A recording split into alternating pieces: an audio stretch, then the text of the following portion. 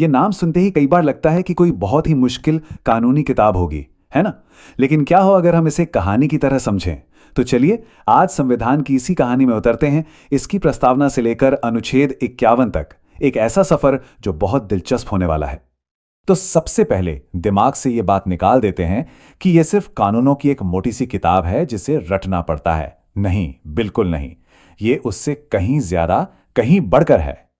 असल में ये हमारे देश का एक रोड मैप है, एक नक्शा जो ये बताता है कि देश किस रास्ते पर आगे बढ़ेगा, यहां रहने वालों को क्या अधिकार मिलेंगे और सरकार की क्या जिम्मेदारियां होंगी। तो चलिए इस रोड मैप को बढ़ना शुरू करते हैं। हमारी कहानी का पहला पड़ाव है प्रस्तावना यानी प्रीएम्बल, और इसे समझने का सबसे अच्छा तरीका है कि इसे संविधान का ट्रेलर मान लिया जाए। जैसे किसी फिल्म का ट्रेलर देखकर पूरी फिल्म का अंदाजा हो जाता है, ठीक वैसे ही प्रस्तावना हमें पूरे संविधान की एक झलक दे देती है।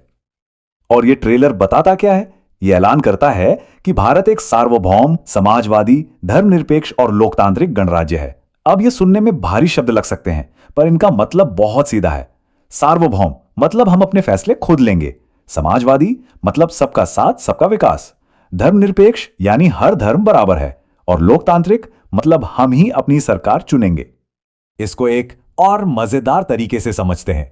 सोचिए, जैसे किसी घर के बाहर लगी नेम प्लेट से पता चलता है कि वो घर किसका है, उसमें कौन रहता है, ठीक वैसे ही प्रस्तावना हमारे देश भारत की पहचान कराती है। ये हमारे देश का पहचान पत्र है।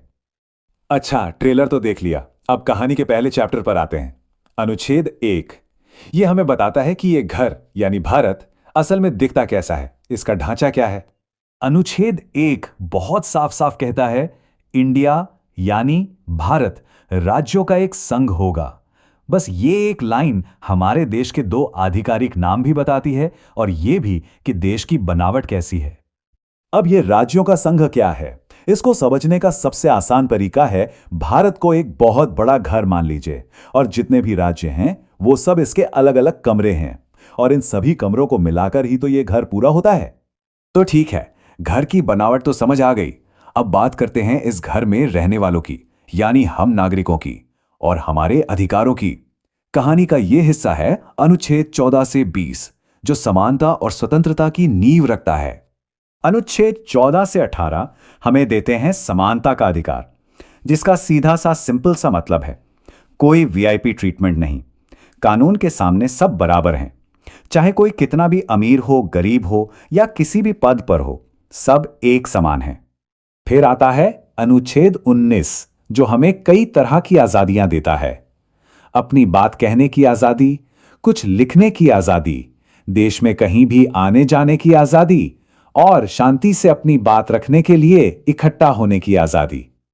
लेकिन यहां एक बहुत जरूरी बात है, यह आजादी बिना ब्रेक वाली बाइक नहीं है कि जैसे मर्जी चला दी। इस पर जिम्मेदारी के ब्रेक लगे हैं। हमारी आजादी वहां तक है जहां से किसी और के अधिकारों या देश की सुरक्षा को कोई खतरा ना हो। और हां, अनुच्छेद 20 एक बहुत बड़ी सुरक्षा देता है। यह कहता है कि किसी भी इंसान को एक ही जुर्म के लिए 2 बार सजा नहीं मिल सकती। यह इंसाफ का एक बहुत ही बुनियादी सिद्धांत है। समानता और आजादी के बाद कहानी अब और भी गहरे अधिकारों की तरफ बढ़ती है। अब बात होगी जीने के अधिकार की, शिक्षा की और अपनी आस्था को मानने की। ये सब हमें मिलते हैं अनुच्छेद 21 से 30 के बीच। अनुच्छेद 21 यानी जीने का अधिकार, इसे तो संविधान की आत्मा भी कहा जाता है। और मजे की बात यह है कि सुप्रीम कोर्ट ने समय के साथ इसके मायने बहुत बड़े कर दिए हैं। पहले इसका मतलब था सिर्फ जिंदा रहना, फिर हुआ सम्मान के साथ जीना, और आज इसमें साफ हवा, सुरक्षित सड़कें और न्याय पाने का हक भी शामिल है। और जीने के अधिकार से ही सीधे सीधे जुड़ा है अनुच्छेद 21A यानी शिक्षा का अधिकार। यह पक्का करता है कि 6 से 14 साल के हर बच्चे को मुफ्त शिक्षा मिले। आखिर अच्छी शिक्षा के बिना सम्मान की जिंदगी कैसे मिलेगी? और फिर आते हैं अनुच्छेद 25 से 30, जो हमें अपने धर्म और अपनी संस्कृति को मानने की पूरी आजादी देते हैं। मतलब कोई किस पे विश्वास करता है, कैसे पूजा पाठ करता है, ये पूरी तरह से उसका अपना फैसला है। तो नागरिकों के अधिकार तो हो गए। अब हमारे रोड मैप का वो हिस्सा आता है जो सरकार को रास्ता दिखाता है। यह है अनुच्छेद 36 से 51 तक, जिन्हें राज्य के नीति निदेशक तत्व कहते हैं, या आसान भाषा में कहें तो ये सरकार की टू डू लिस्ट है। तो ये नीति निदेशक तत्व हैं क्या? असल में ये सरकार के लिए एक नैतिक गाइडबुक की तरह है, एक लिस्ट जो सरकार को बताती है कि एक अच्छा और न्याय वाला समाज बनाने के लिए उसे क्या-क्या काम करने चाहिए।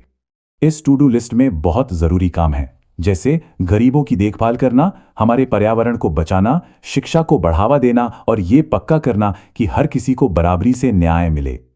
हमारी कहानी के आखिरी पड़ाव पर संविधान का नजरिया भारत की सीमाओं से भी आगे जाकर पूरी दुनिया को देखता है। अनुच्छेद 51 ये भारत की सोच को दिखाता है कि वो दुनिया में शांति कैसे चाहता है। ये अनुच्छेद वसुधैव कुटुंबकम की हमारी पुरानी सोच को ही आगे बढ़ाता है।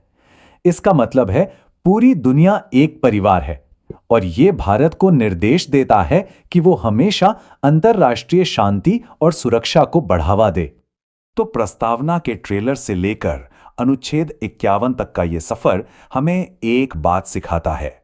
ये संविधान सिर्फ कानूनों का एक दस्तावेज नहीं है, ये एक बेहतर नागरिक बनने का भी रोड मैप है। संविधान हमें अधिकार देता है, ये तो ठीक है, लेकिन एक बेहतर नागरिक बनना और इस देश को बेहतर बनाना, ये जिम्मेदारी किसकी है? इस सवाल का जवाब हम सबके पास है।